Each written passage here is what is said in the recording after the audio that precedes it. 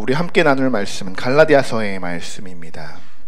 갈라디아서 6장 11절부터 우리 18절까지의 말씀인데요. 오늘은 갈라디아서 말씀 이렇게 쭉 제가 말씀을 전하고 있는데, 오늘은 이제 마지막 말씀입니다.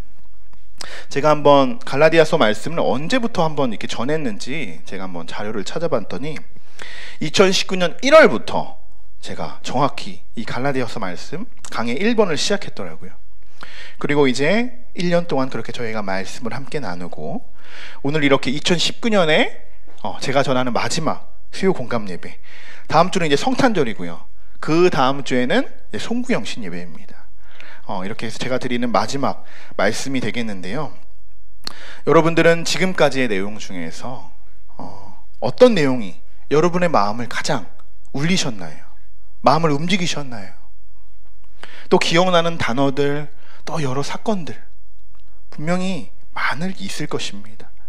우리가 한번 다 나눠봤으면 좋겠는데 시간상 우리가 또 불가능하니까 그 나눔은 또 교제하시면서 나누셨으면 좋겠고, 그동안 우리 1년 동안 이렇게 하나님 말씀을 쭉 살펴봤는데 우리 모두에게 정말 많은 그런 은혜가 되었는 줄 믿습니다.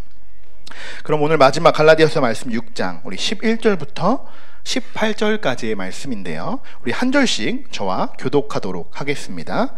내 손으로 너희에게 이렇게 큰 글자로 쓴 것을 보라.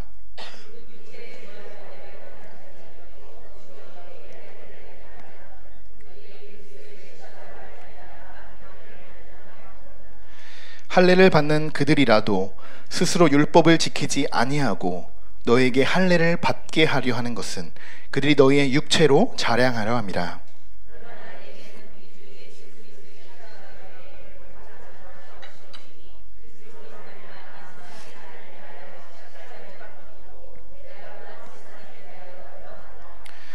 할례나 무할례가 아무것도 아니로되 오직 새로 지으심을 받는 것만이 중요하니라.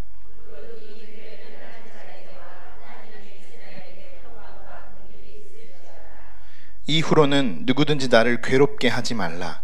내가 내 몸에 예수의 흔적을 지니고 있노라.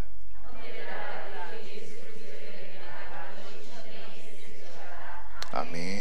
네. 여러분, 갈라디아서의 이제 강의 이제 첫 시간, 이제 1월이라고 했는데 기억이 나십니까 혹시? 네. 나면 이상할 것 같아요. 네. 바울이 기록한 여러분 신약 성경이 총 몇 권이라고 말씀을 제가 한번 드렸었죠? 14권. 다 기억하시는 것 같아요. 네, 이것을 우리는 뭐라고 부르냐? 바울 서신이다, 이렇게 부릅니다. 그리고 이 14권은 모두 편지 형식으로 되어 있습니다. 그래서 그 뒤에 이제 서신이라는 말이 붙게 되는 것이죠. 바울이 매번 편지를 서술하는 구조를 한번 우리 살펴볼까요? 우리 첫 시간에 다 나눠서 이제 다 아실 텐데 그래도 한번 볼까요? 한번 같이 읽어볼게요. 순서를 인사말, 감사, 본론, 겉면. 네, 맞습니다. 자, 이와 같은 형식으로 되어 있습니다. 근데 갈라디아서는 뭐가 이 부분에 빠져 있다고 했었죠? 네, 틀리셨습니다. 자, 감사 부분이 빠졌다고 했습니다. 감사 부분. 네. 왜냐하면 너무나도 우리가 긴급하게 이 편지를 바울이 쓰다 보니까 감사 내용을 전해야 되는데 바로 인사말하고 본론으로 바로 들어가게 됐다. 그것은 이 상황이 너무나도 좀 급박한 그런 상황이었다라는 것을 알 수 있는 말씀입니다. 자, 그럼 오늘 본문 이제 6장 11절부터 이제 18절의 말씀인데, 오늘 본문은 어디 정도에 해당이 될까요? 네, 다 축축만 하고 계신데 안부의 말과 이제 축도 요 부분에 이제 해당이 되겠죠. 그런데 여러분 말씀을 읽으시면서 자 11절에서 좀 특이한 말씀, 특이한 것을 발견하지 못하셨나요? 여러분 갈라디아서는 누가 썼다고 했죠? 바울. 근데 11절에는 뭐라고 하죠? 11절을 우리 다시 한번 읽어보겠습니다. 내 손으로 너희에게 이렇게 큰 글자로 쓴 것을 보라. 네. 여러분 사실 갈라디아서는 바울이 쓴 게 아닙니다. 또 이상하게 저를 쳐다보시는 분들이 몇 분 계신데, 자, 이 말은 무슨 말이냐면요, 대필자가 있었다는 이야기입니다. 대필자가. 지금까지의 내용은 바울이 대필자를 통해서 말씀을 기록했다는 것이고, 그리고 이제 편지의 이 마지막 내용을 마무리하기 위해서 11절부터 이제 18절까지 바울이 직접 붓을 들어서 이 말씀을 자기 손으로 썼다는 이야기입니다. 자, 이 방법은 왜 이렇게 했지? 이렇게 생각할 수 있는데 그 당시는 이렇게 하는 것이 일반적인 관례였습니다. 그리고 바울은 익명의 전문적인 필사를 동원해서 편지를 기록하게 된 것이죠. 또 이렇게 한 이유는 여러 가지의 학자들이 또 논이 있는데, 또 하나는 위조 문서들이 너무 많으니까 마지막에 바울이 이렇게 서명함으로써 이것을 친필이다라는 것을 기록하기 위해 한 방법이기도 하다라는 그런 말도 있습니다. 자, 그러면 마지막으로 오늘 바울이 친필로 기록한 말씀, 자, 어떤 말씀인지 우리가 한번 살펴보겠습니다. 12절부터 이제 17절까지 지금까지 편지의 내용을 간략하게 이제 요약해 놓은 말씀인데요. 그 중에 가장 주제가 되고 있는 단어 하나가 있습니다. 뭘까요? 한 단어를 뽑아본다면 할례이죠. 할례. 바울은 12절과 13절을 통해서 유대주의자들이 도대체 뭐 때문에 무슨 동기와 목적을 가지고 갈라디아 교인들에게 찾아와서 왜 그렇게 할례를 강요하고 거짓 복음을 주장하고 있는 것인지 바울은 그들의 문제점을 다시 한번 정리해주고 있습니다. 자, 12절과 13절에서 바울은 그들을 이렇게 표현합니다. 4가지로 표현을 하게 되는데요. 자, 첫 번째는 육체의 모양을 내려하는 자들. 자, 두 번째 같이 읽어볼게요. 억지로 할례를 받게 하는 자들. 자, 세 번째요. 스스로 율법을 지키지 않는 자들. 네 번째로요. 육체로 자랑하려고 하는 자들. 여러분, 이게 유대주의자, 율법주의자들의 진짜 목적입니다. 갈라디아 교인들을 찾아온 진짜 목적. 자, 1번과 4번은 비슷한 내용입니다. 첫 번째 1번은 그들의 목적이죠. 그들의 목적입니다. 모양을 나타내려 하는 목적이 있고, 네 번째는 그 목적의 결과입니다. 육체의 모양을 나타내려고 하는 이유가 뭔가요? 육체를 결국 자랑하려고 하기 때문입니다. 결국 할례는 그들의 자랑거리밖에 될 것이다. 자랑거리만 될 뿐이다 라는 것이죠. 유대주의자들이 이 갈라디아 교인들에게 할례를 강요하는 진짜 이유, 영적인 부분이 아니라 육적인 것이라는 것을 이 바울은 이미 너무나도 잘 알고 있었던 것입니다. 자, 두 번째와 세 번째 내용은 그들이 이제 목적을 달성하기 위한 방법들입니다. 자, 어떻게 하죠? 억지로 할례를 받게 하죠. 억지로 할례를 받게 합니다. 그리고 그들 스스로도 율법을 지키지 않습니다. 여러분이 한번 3자의 입장에서 볼 때 이렇게 억지로 할례를 강요하는 상황을 여러분이 한번 봤다고 생각해 보세요. 누군가 억지로 막 거짓 복음을 전합니다. 좋아 보이시나요? 분명 아무도 좋아 보이진 않을 거예요. 요즘 시대에 보면 이단들, 신천지나 여호와 증인들이 막 여러분에게 억지로 성경 공부시키시고 종교를 막 개종하게 하고 그런다고 한번 생각해 보세요. 13절에 너희의 육체로 자랑하려 함이라 라는 이런 말이 있습니다. 이런 구절이 있습니다. 이게 무슨 뜻이냐면 여러분, 쉽게 말하면 이런 뜻입니다. 제가 간단하게 그냥 예를 들어 설명하면 이단들이 여러분을 접근해서 여러분들 전도했습니다. 그런데 역시 우리 성도님들은 어때요? 끄떡이 없죠. 네, 끄떡이 없으신데, 그런데 알고 보니까 또 몇몇 사람들이 다른 사람들 몰래 이렇게 또 끌려가서 성경 공부를 하게 된 거예요. 그리고 시간이 좀 지났어요. 그 사람 어떻게 됐을까요? 이단에 아주 깊숙이 빠지게 되겠죠. 공부도 열심히 하고 또 아주 열성적인 새로운 전도자가 됐을 것입니다. 이런 상황들을 보면서 이 율법주의자들은 자기들끼리 자랑스러워한다는 거죠. 누군가를 거짓 복음으로 끌어들여서 그들이 전문적인 거짓 복음을 가리키는 자들로 만드는 그 상황들을 보면서 자기들은 자랑스러워하고 있다는 겁니다. 물론 자랑스럽겠죠. 물론 훌륭한 또 전도자로 키웠으니까, 영적으로 성장시켰으니까. 그런데 그것은 거짓 복음이라는 것입니다. 하나님이 원하시는 게 아니라는 것이죠. 여러분들은 오늘 바울이 말하는 이 율법주의자들의 네 가지의 특징을 보시면서 바울이 전하려고 하는 여러분 진짜 메시지를 여러분 찾으셔야 됩니다. 할례의 위험성에서 지금 바울이 말하려고 하는 걸까요? 그것뿐만일까요? 그렇지 않을 것입니다. 제가 오늘 말씀은 제가 결론부터 말씀을 드리겠습니다. 자, 같이 한번 읽어보겠습니다. 진정한 그리스도인은 겉으로 내면의 변화가 일어나는 것이다. 아멘. 자, 진정한 그리스도인은 겉으로 율법을 지키는 것이 아니다. 내면의 변화, 우리 마음 내면의 변화가 일어나는 것, 그것이 진정한 그리스도인이다 라고 말하는 것입니다. 여러분, 이게 예수님의 사람입니다. 결국에 사도 바울이 강조하고 있는 부분은 외적인 것이 아니라 내적인 것이다 라는 것을 지금 말하고 있는 것입니다.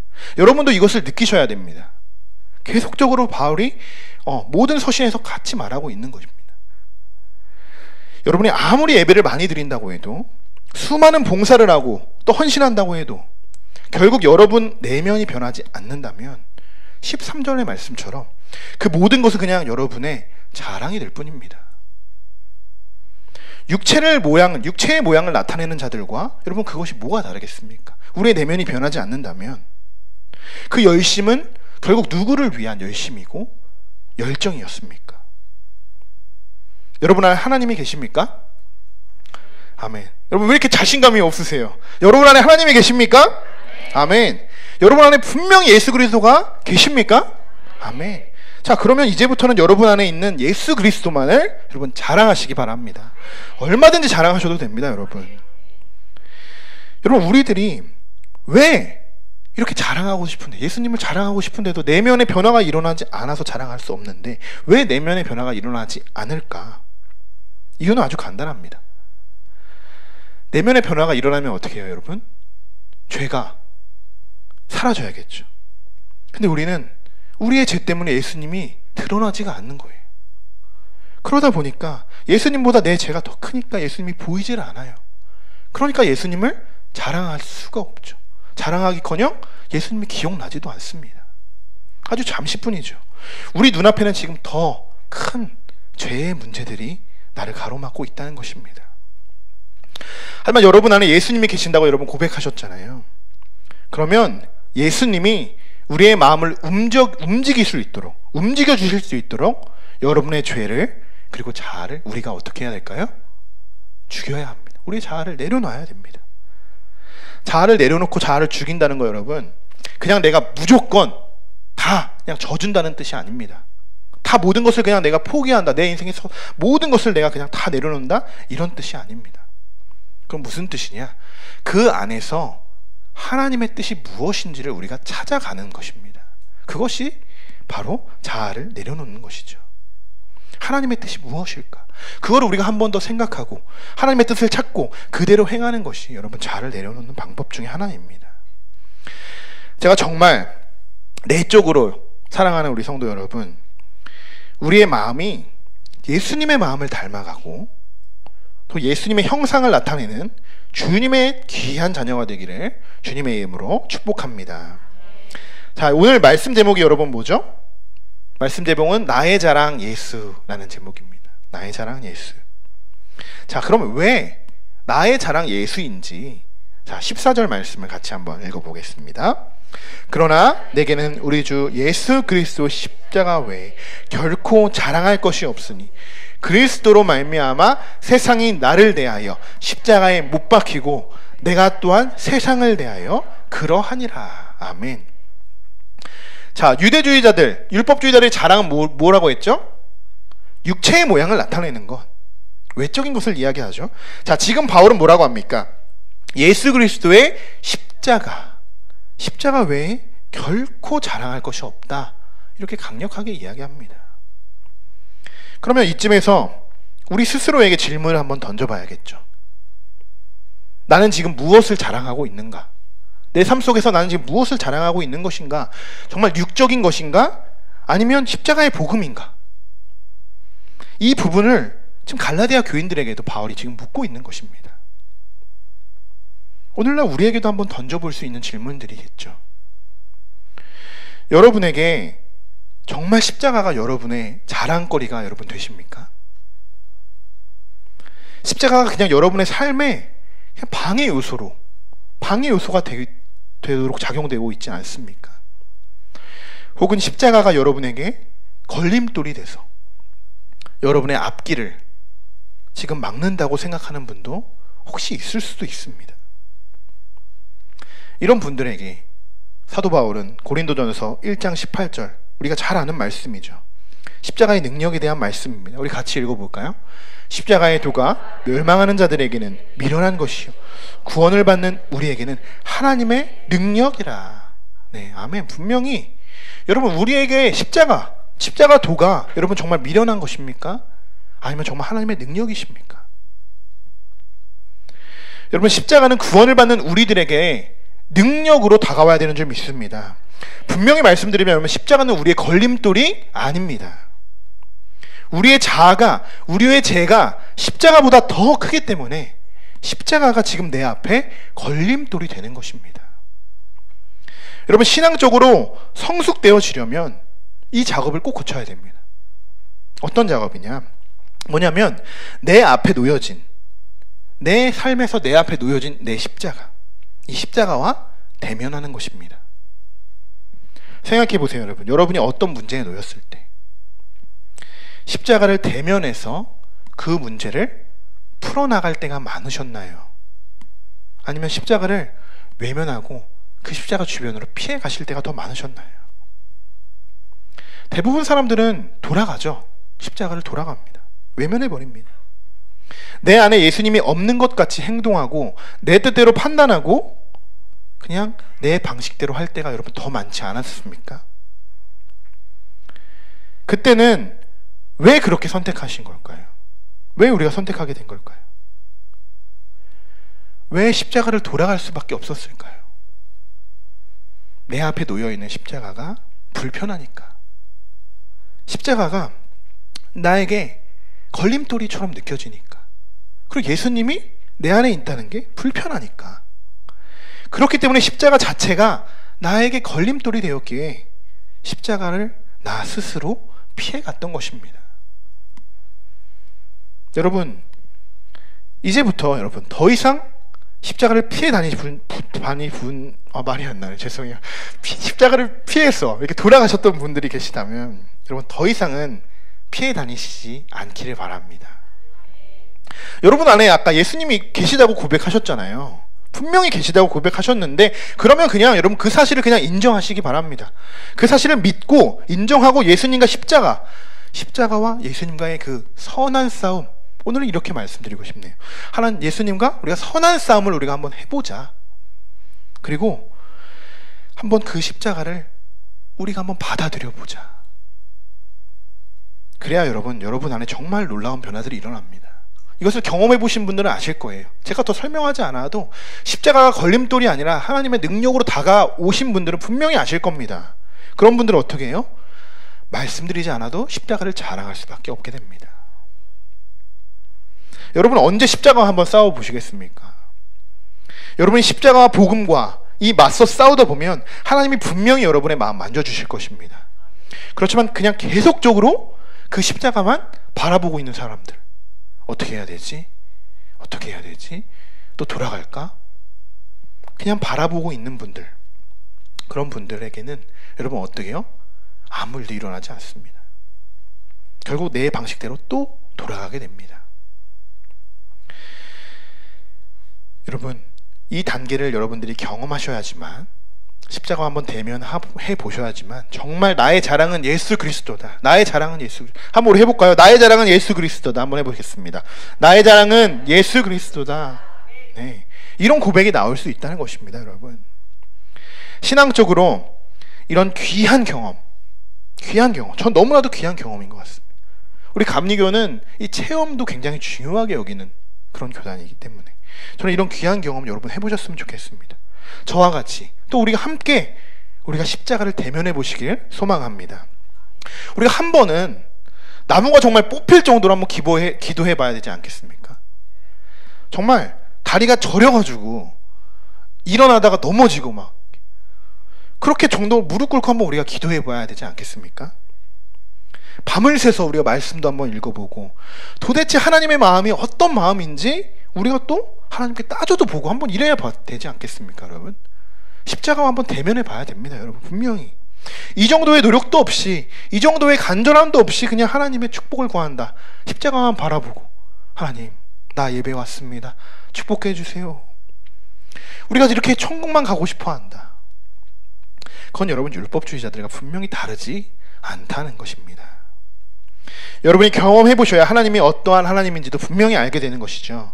앞으로 우리 모두가 영적으로 정말 뜨거워지기를 간절히 소망합니다.